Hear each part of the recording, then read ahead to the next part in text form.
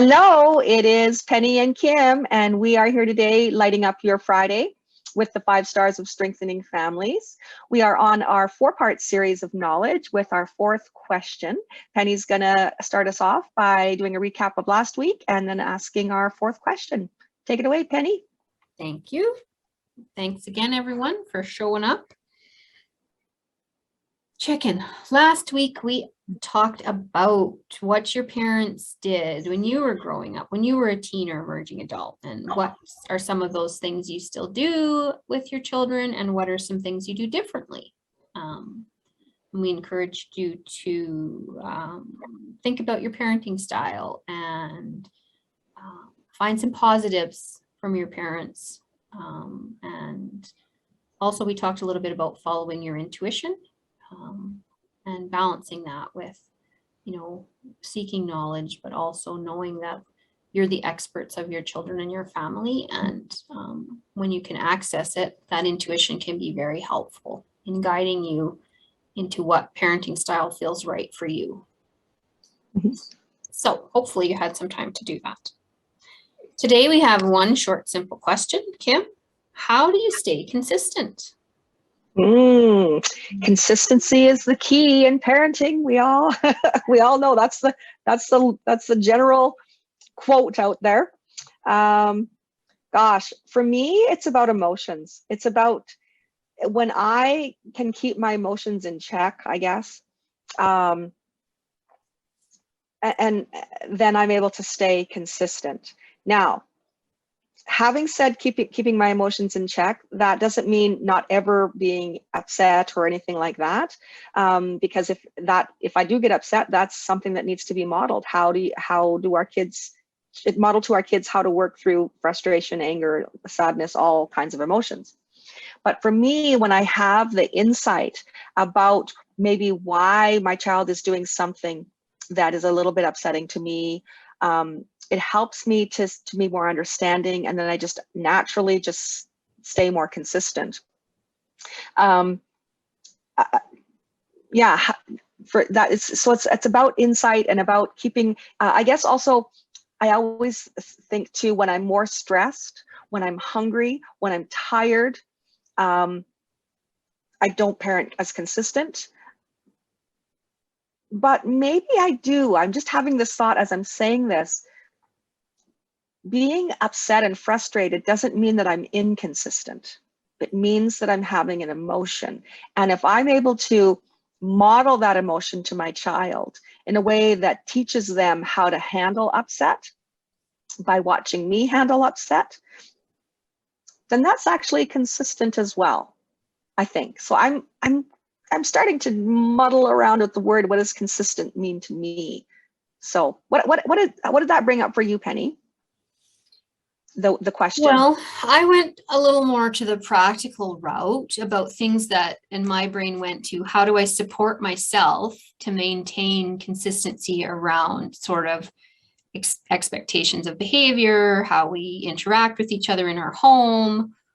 So I went to things like having a few house rules that are posted that, you collaboratively come up with, and then, can always say, well, what's our rule about screen time?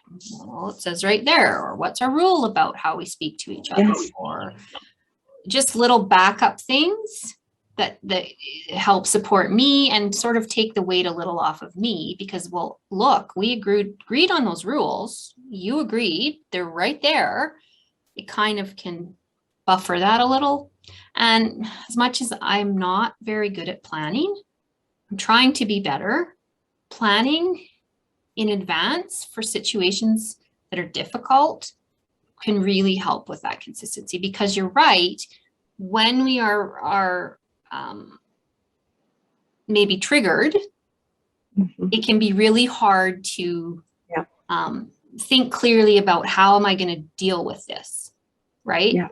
And that's part of being triggered. That part of your brain isn't really accessible. So if you already know in advance, here's what I'm going to do.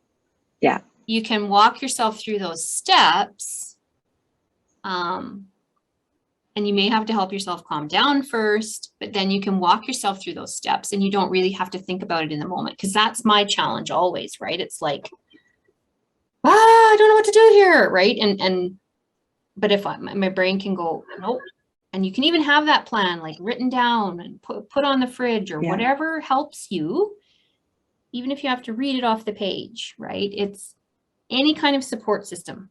That's where my brain went. And I think you're right, though. You can be consistent in modeling your frustration.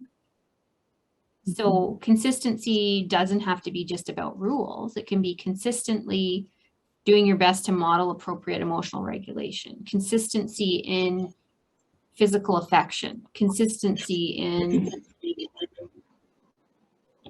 spending time together, right? It to me, figuring out where you need to look at the consistency doesn't necessarily mean with discipline.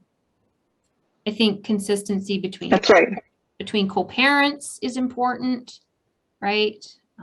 If you parent with someone else, or if you have a caregiver for your child, having consistency between the two of you can be important. It's not crucial, but it can help because then you can back each other up, some kind of support. Yeah. When you're talking, I keep thinking of the word routine.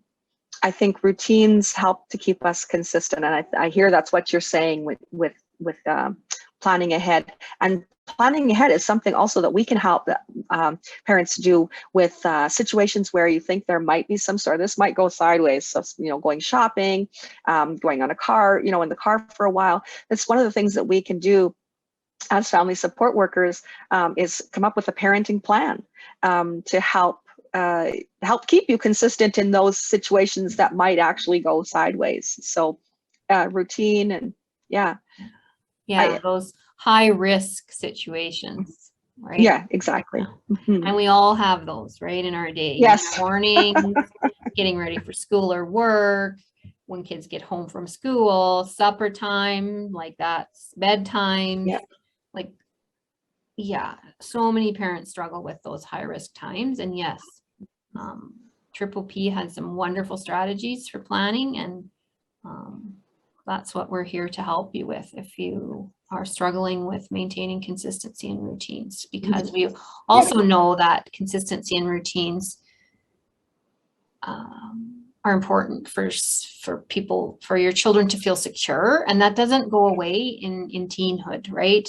We kind of maybe tend to think that as they get older, they don't need that as much, but really, they really do, because now is when they're going to be pushing against things to see what feels right, and sort of testing those boundaries again, like they did when they were toddlers. And they really need to know that you're there and you're supporting them, and you're still maintaining that we still work this way as a family. We still talk respectfully. And if we can't talk respectfully, we take a break and we take some space, or we take a walk, or what do we do?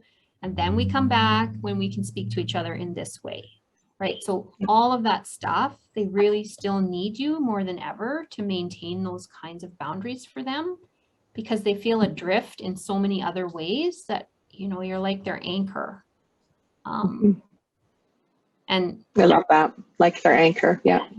So I think that's about all I can say about consistency. Do you got anything So else? what's our challenge? What's our challenge today? No, I think that wraps it up pretty good. So our challenge is to think about planning high-risk situations, or if you don't already have house rules, think about sitting down with your emerging adults as a family and listening to their ideas and coming up with some rules, not a lot, 3 to 5 that everybody can live with, and keep them positive, right? And then post them. And if you're struggling with any of this, family meetings, rule making, planning, look up the parent family support worker in your area, and they would be more than happy to help you figure out a parenting plan. So thanks for hanging out with us today. And Next week, we are going to be starting, what series? What comes next, Kim? When there's a communication, Yes, communication. is it? I just guessed at that. No, Is we've it? done communication. So it's going to be resilience, parental resilience, Okay. which is an awesome topic. Okay. All right. So, happy weekend, and we'll see you next week at 1.